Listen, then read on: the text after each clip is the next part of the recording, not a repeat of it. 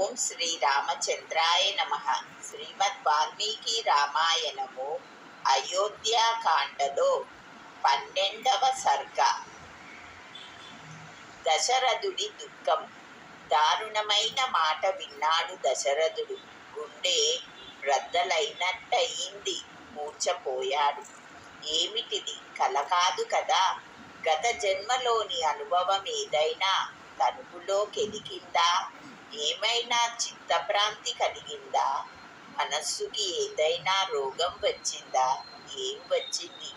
నిప్పుల్లో పడినట్టు అయిపోయాడు మహారాజు. తటపటాయించిపోయాడు.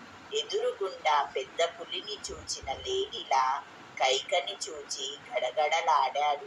దుఃఖపడ్డాడు. ఒట్టి నేల మీద చతికిలబడిపోయాడు.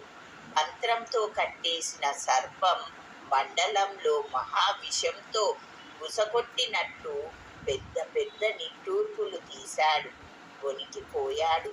చీ అంటూ దుఃఖంతో మళ్ళీ మూర్ఛపోయాడు. ఎంతోసేపటికి తెలుసుకున్నాడు. దుఃఖం, కోపం కళ్ళు చింతనిప్పుల్లా మండాయి. నృశంసురాలా ఉరిమాడు.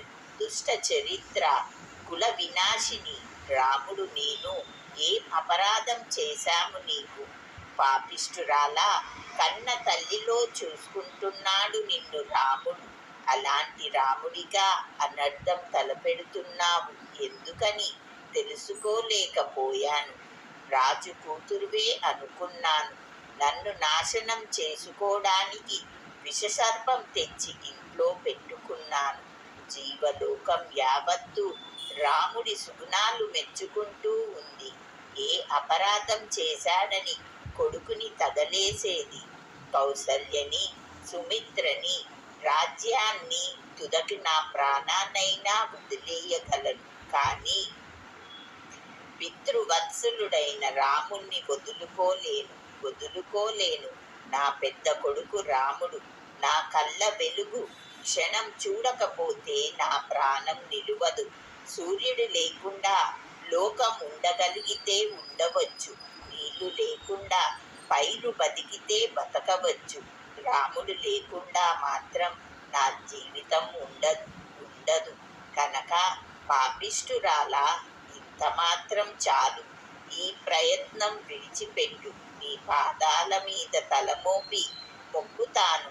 నన్ను దయచూడు. దుర్మార్గురాలా, ఈ పరమ దారుణమైన సంకల్పం ఎలా కలిగింది నీకు? భరతుడంటే నాకు ప్రేముందో లేదో అని